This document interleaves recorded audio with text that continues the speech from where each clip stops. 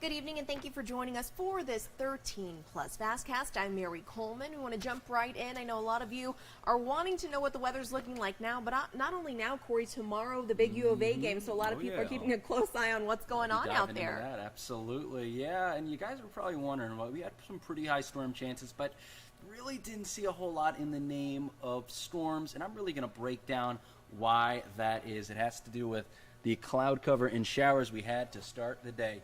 So here's the 5 a.m. to afternoon radar. We're pushing through the midday hours. We saw a lot of showers and cloud cover in and around a lot of our region, except for the place that I have circled there. Excuse me, in and around Safford. So they were getting a little bit of clearing during the morning and midday hours, and look what happened by the afternoon.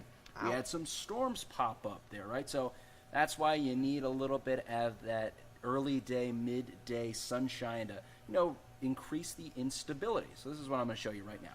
Cloud cover dampens storms. Absolutely. It's why sunny skies are the best to fuel storms. Here is why. So if you have a morning or midday like we had today that was rainy and cloudy like in Tucson, obviously the sun's blocked, so you don't have that surface heating. When you don't have that surface heating, you have less instability.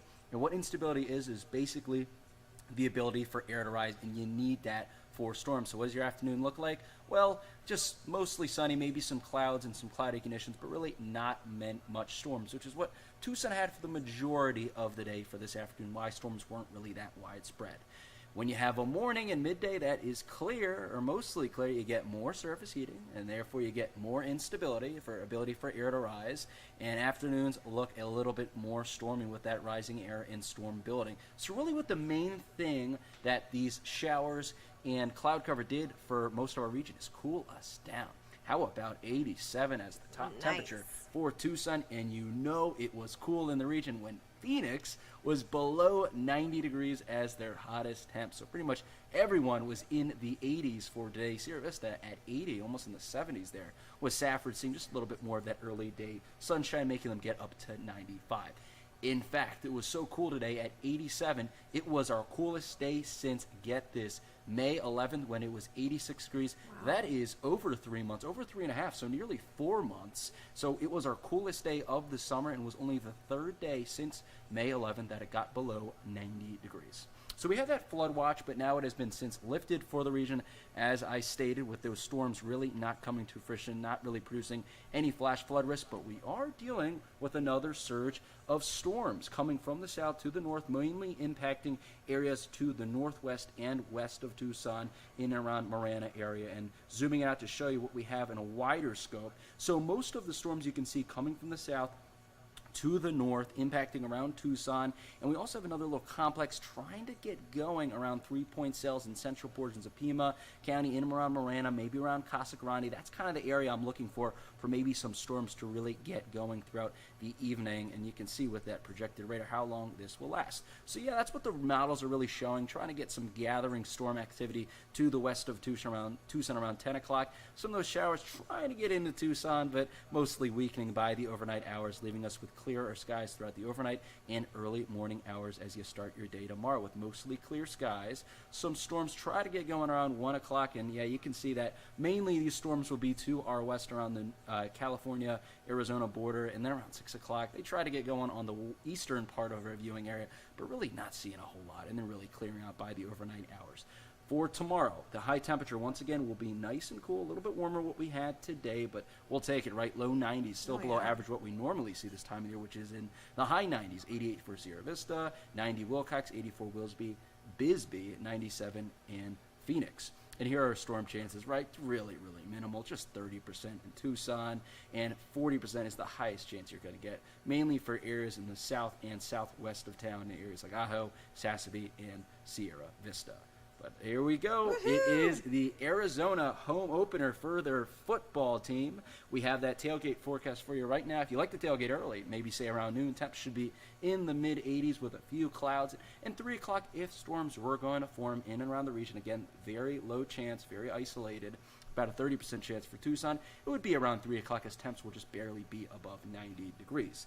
And then by 6 o'clock, right before the game starts, as you're probably headed into the stadium, we'll be back in the mid-80s with just a few clouds in the sky. So, yeah, I mean, honestly, it does look like just like a perfect day. I mean, I guess weather permitting, but I'm going to go out on a whim here and say that I don't think storms are going to impact the tailgate or the game. But again, I could be wrong because there is a chance. But overall, I think a great day to have your first game, as kickoff will be in the mid-80s at 7 o'clock around halftime, in the low 80s and creeping towards the 70s by the end of the game. I mean, Mary, wow, how about those temps right at the start of the game? It's beautiful. I mean, thank you, Corey. Well, thank you for bringing this. I'm just the messenger. Don't thank me too much now, but it does appear that temps at least will be really, really generous to us for that first game tomorrow for Arizona. But here's the rest of your Labor Day. For tomorrow, again, we have low 90s as the high with slight storm chances. Those storm chances evaporate to mostly sunny skies for Sunday, with temperatures just creeping up a bit more in the mid-90s, nothing too crazy, and then creeping up just a bit more into the mid to high 90s by Monday, with storm chances at near zero for Sunday and Monday.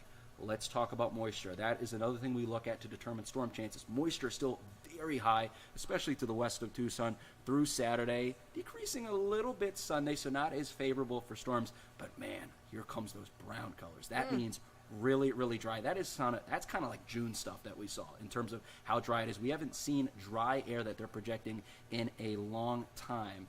And that's why those storm chances are going to diminish as, here's another look at those dew points just bottoming out throughout the remainder of the week. Just for reference, we like to see dew points of 50 or higher for storm chances.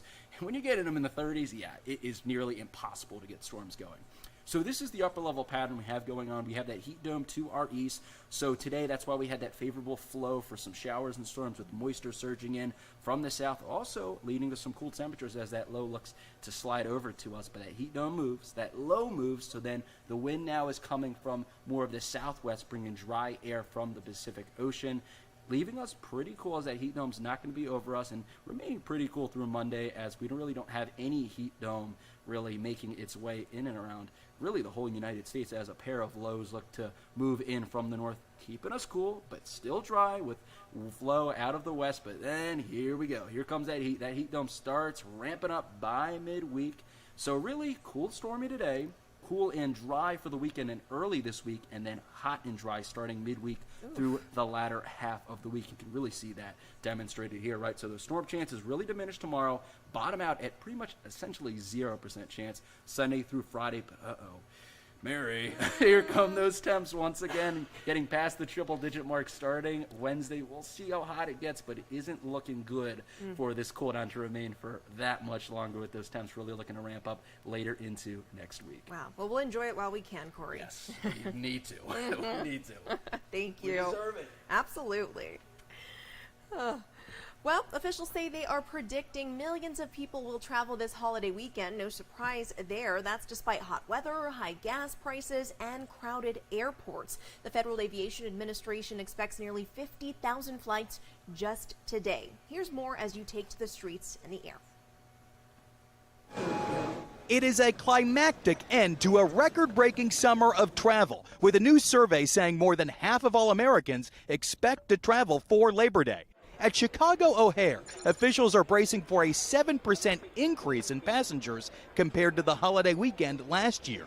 The TSA says after this weekend, this summer will set a new air travel record, with more than 227 million people screened at airports since Memorial Day.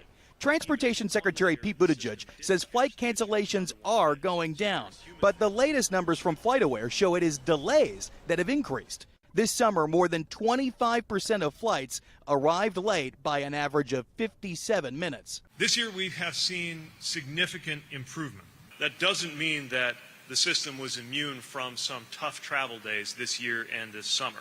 AAA says even still, travelers remain undaunted, booking 4% more domestic trips compared to last Labor Day weekend and 44% more international trips, with destinations like Vancouver, Rome, and London topping the list. You are seeing flights and trips over to Europe and down to Latin America booming right now, with numbers that are significantly higher than what we saw pre-pandemic.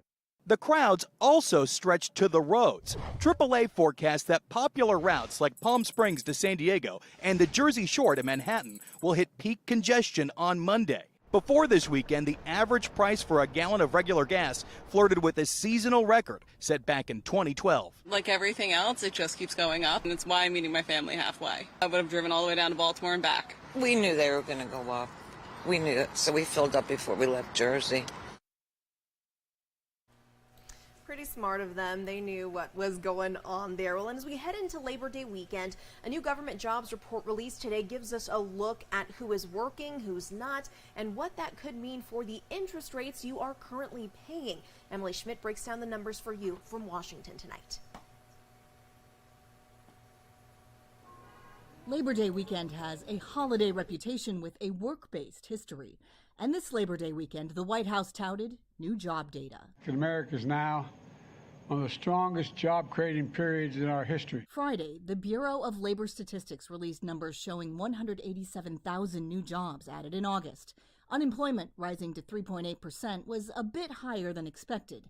The numbers come as the Federal Reserve weighs whether to continue to raise interest rates to curb inflation. This is a good jobs report. This is what you'd want to see if you're looking for a soft landing. The jobs report says nearly 63% of the population are part of the workforce, the highest since the pandemic started. People are coming off the sidelines, getting back to their workplaces. Job satisfaction is higher than it's been in 36 years. The president credited so-called Bidenomics, even though a CNN poll released in early August found 63% of Americans disapproved of the president's handling of the economy. Union! Friday's job report showed 17,000 jobs lost during ongoing Hollywood strikes. Transportation and warehousing lost the most jobs of any industry. But across the country, we do need drivers. Jobs are available. I think when someone sees a big giant yellow bus and 50 kids in the back, it's very intimidating. They're hoping for recruits to take a place in next month's jobs report. I'm Emily Schmidt reporting. And the Biden administration has proposed new nursing home rules due to worker shortages across our nation. That proposal by the Centers for Medicare and Medicaid Services would require nursing homes to hire more workers, but it did not include money to pay for the new hires. It also calls for at least one registered nurse on duty at all times and at least one nurse aide for every 10 residents. The proposed standard was prompted following the hardships faced during the coronavirus pandemic when 200,000 nursing home residents died. Some nursing home operators say this standard is not possible without additional funding for higher wages. CMS estimates 3/4 of the nation's 15,000 nursing homes will need to add staff members. And let's end on a fun note. Tonight, downtown, the 14th annual Tucson Comic-Con kicked off today. The 3-day event is happening at the TCC, where villains and superheroes return all under one roof. Organizers say this family-friendly event is packed with comic book creators, artists, panels, and interactive adventures. And an escape room is one of the new additions this year. That event will run through Sunday.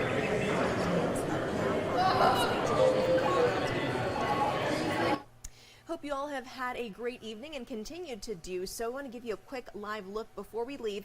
Outside right now at the Tucson Metro, things are looking pretty nice out there. Hope you're enjoying those cooler temperatures. I know we have been. Again, they're not going to last for too long, so enjoy your weekend with those temperatures. Stay safe, and we will see you on 13 News.